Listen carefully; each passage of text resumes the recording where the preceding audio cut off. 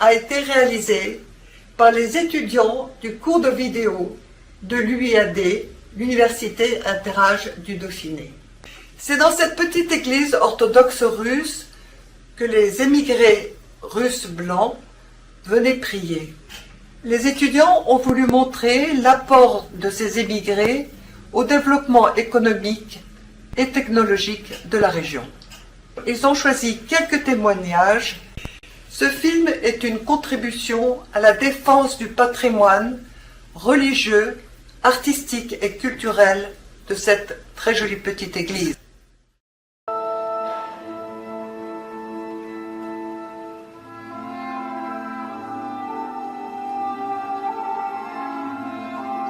Il est allé en Belgique. Dans la Belgique, il a travaillé dans les mines de charbon. Et il a réussi à rentrer en France. Là, il a été embauché dans une usine qui s'appelait Cotrab. La Cotrab qui était à Bologne. Il était contremaître pour venir à Grenoble. Cotrab a déposé le bilan. Mon père a repris.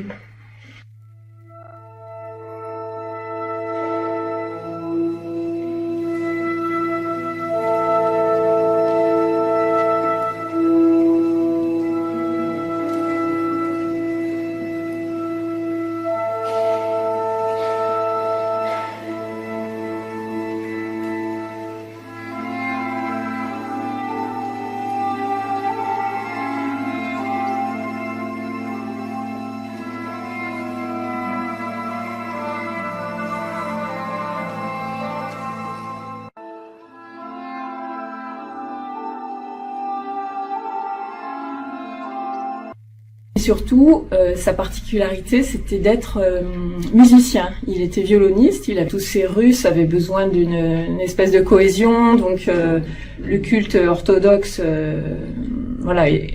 était et restait très important pour eux. Donc ils ont trouvé le lieu où est l'actuelle église orthodoxe, avenue de Visil, qui était le local d'un ancien maraîcher, qui, mon grand-père, a fondé les tout débuts du chœur de l'église, le chœur orthodoxe, le chœur liturgique de l'église. Et ensuite, très vite, il a fondé les chœurs Ivanov.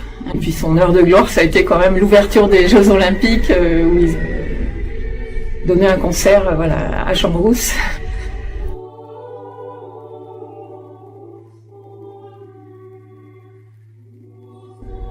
Parce que lui, donc, c'était surtout un acteur de la vie culturelle, on va dire.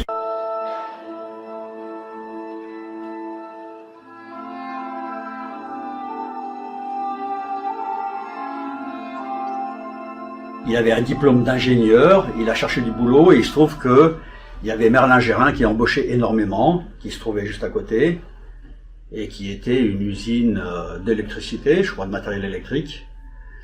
Donc il a commencé chez Merlin Gérin en 1942 ou 43 ou 44 comme ouvrier technicien, ouvrier spécialisé ou technicien, enfin un poste comme ça. Il a vraiment contribué finalement à l'économie locale, puisque il a été un des principaux cadres de l'usine Merlin Gérin. Il a joué son rôle dans la communauté des Russes de Grenoble, qui existait déjà. Lui, en fait, il y est venu dans les années 45, par là, on va dire. Mais il existait déjà depuis les années 1920-22. Petite église qui avait été organisée dans un appartement à Bizerte.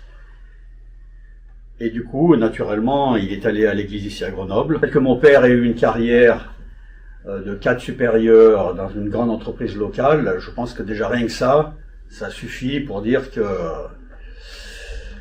y a eu une contribution majeure dans l'économie locale. Et il a entrepris de mettre en place la chorale de l'église russe de Grenoble. Donc j'ai eu une carrière de géologue.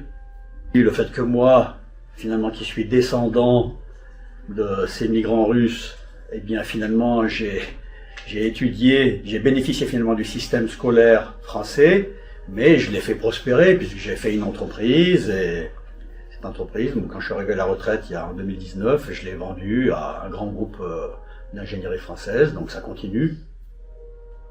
Donc ça a été ma contribution aussi. Voilà.